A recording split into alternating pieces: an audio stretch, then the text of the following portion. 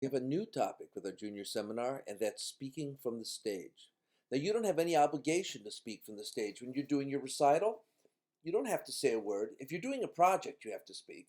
But somewhere in your life, you're going to have to speak from a stage. And this is a great time to learn it.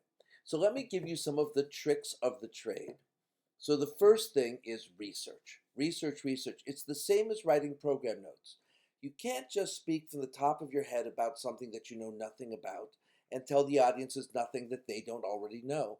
Remember, our job, like with program notes, is to find a story that is interesting that will help the audience enjoy the piece. So that's what you want to tell them. And if you're skilled, it won't be the same story that's in the program notes. It'll be something different.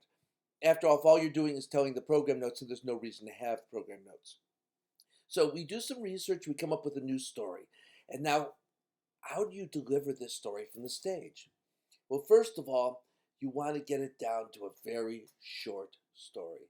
A minute, maybe a minute and a half, but you try to speak for only a minute. Anything longer than that, the audience says, get back to the music. So we want it to be short. Now, how do you do that? Well, you start by coming up with the outline. What is it you want to say? You get the outline, and then you just start cutting anything that's unnecessary. So you have an outline. And while you're doing the outline, and you're practicing the outline, you see there's some cool phrases that work. Something that you could latch onto, something that either closes the story or is interesting in the middle. And just memorize it. You memorize this outline, this tight outline, four things, maybe three or four things, and maybe one cool catchphrase. That's what you're going to say, nothing more than that. Now, if you hate working from memory, you can work from notes. If you do not hold them in your hand. Have a lectern or a music stand and use them. The best thing is to have handwritten notes that you can just glance down at and that you don't have to turn pages. Because these are short, right? Just look. If you can't just do that, if you have to put it on a screen of some sort, there's nothing worse than this. Sitting on stage, it seems to go. Don't do that. Have it set up where you can say exactly what's there. If you have to change the screen once, change it once while your head stays up. You have to practice that. But basically, memory is the best place to work. So you have this very tight outline, and you've got it memorized. Not every word, just the outline, so you can go up there and speak in order about this piece and speak in 1 minute. Ah, perfect. So now you're ready to do the job. And now's when everyone gets into trouble. First of all, you get up there and your mind goes blank. And so what everyone does is go, uh, uh, no, silence. Not Let me give you an example. Let me say, let's pretend I forget a word. I'm going to the store. Yeah, I'm going to the store and I'm buying eggs. Now that sounds kind of ignorant, maybe, but if I just pause, it sounds profound. I'm going to the store to buy eggs. What I was really doing is that I can't think of the word. But instead of saying I can't think of the word, I just wait. It's magic. I'm going to the store. It's great. So we don't want to fill. You don't want to say yeah, I mean, any of those things. Leave them out. All the so's, leave them out. So when you get up there, you're going to have these moments where you just don't know anything. Stay smiling and wait. It's good for you. All right. Now, while you're busy not worrying about what not to do, like not going, "Duh," there's a couple other rules. Don't tell people how hard the piece is. We're like magicians. We're supposed to make it look easy. I know we all want them to know how incredibly difficult it is and how hard we work and all that. No, we're supposed to look like we never worked at all, that it comes naturally, that this is magic, that we are so talented, that God came down and gave us the gift. Never tell them the piece is hard. That just sounds like bragging and it sounds amateurish. Secondly, don't tell them you love the piece. That's just like the program notes. Leave it for them to decide if the piece is good or not. You don't have to give your opinion. This is about something that will help the audience enjoy the piece. The only time for your opinion, again, is on a special thing like a senior recital when you're saying, I love this piece because my mother sang it to me when I was 4. And your mother's in the audience and you want to make sure that you thank your mother. There are places for it, but only at special occasions, only carefully done. So you don't want to talk about the difficulty or why you picked the piece or anything like that. We just don't care. We just don't care. All right. So I'm looking at some notes myself. We're not supposed to talk from notes, but I haven't done this lecture in a year. So let's talk about a few more things.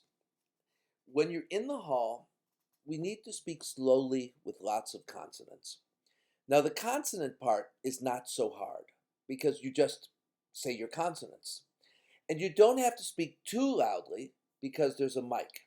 But you do have to act like you're projecting to the back because if you speak with this voice, it won't get picked up by the mic. So you project as if you're projecting it to the back, but you're not shouting. And you have some consonants because our hall eats consonants. But the big problem in public speaking is that you have to speak slowly. Every room has an echo. Our room has a huge echo. And if you speak quickly, no one will hear anything, the words mixed together. But I'm going to teach you the trick. The trick is that when you try to speak slowly, you mess up. So you don't try to speak slowly. Here's what you do.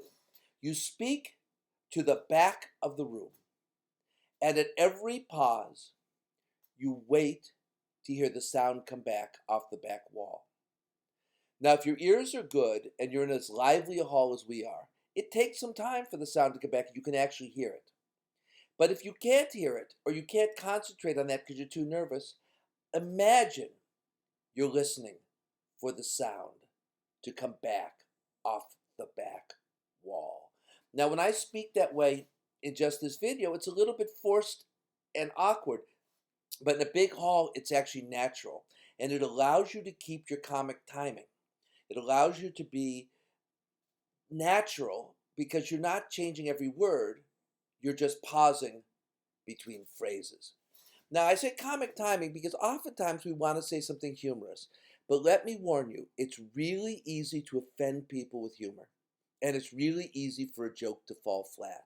So find a friend who is honest and test any humorous material out in advance. I use my wife because she's really great at just saying, "That's stupid." She also will say, "You can't say that." And I'll say, "Why not?" Just because there's a whole group of people who'll be offended. You're going to have letters tomorrow. And I'll stop and I think, oh, yeah, she's right. I'm glad I didn't say that. I'm not trying to offend anyone. I just thought it was kind of funny. And sometimes we have bad taste. So check with a friend. Make sure it's a friend who's honest, who's willing to say no. Check all humorous material in advance. Okay, so now we're ready. We're speaking slowly with consonants in tested material. We're pausing. We're waiting for ideas to come. We have an outline. We've cut it down to 1 minute. And now we have to include the entire audience. So what we want to do is have our head move. Now, if you're in a big hall with a balcony, you have to look up this way and down this way. So your eyes move, your head moves. Include the audience. Remember, you're talking to them. You're projecting to them. You're not speaking into silence. Often it's dark and you can't see them. It doesn't matter. You pretend. Now, here's the big thing.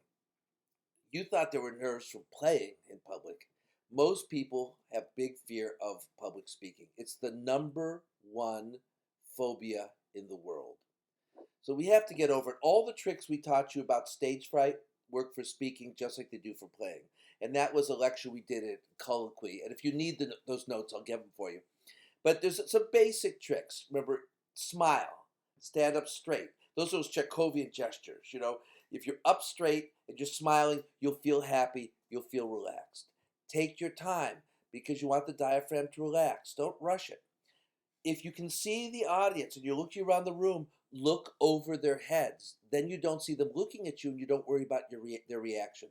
Look over their heads. They think you're looking at them, but you're just looking at the back wall. Much more comforting. Much, much, much more comforting. And now the last thing is that it takes as much practice to speak from the stage as it does to play from the stage. So practice. You talk in front of a mirror. I do it in the shower. I'll sit there in the shower and I'll run my talk 6, 7, 8 times. I always run it 4 times with my wife before I speak from any stage. Find a friend who's willing to put up with that, or try different friends. Practice, practice, practice until it's so automatic that even with the nerves, the words will come smoothly. So those are all the advices. Your assignment will be to take one of your pieces. You may have already written program notes, you've done your research, come up with something from the stage, and make a video for a week from Thursday so that we can now see you from the stage. And you're going to post that video on discussion board. I haven't put it up yet, but it'll be there soon.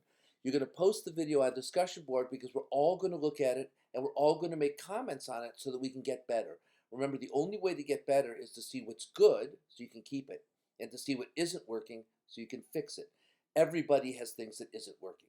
Doesn't matter how many years you've done it, there are things that don't work. And everybody has things that are worth keeping, even if it's your first time. We all speak this language.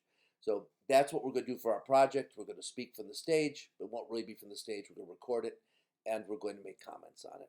All right? Thank you for putting up with this long talk. I will see you in just a day or so, and we'll talk some more.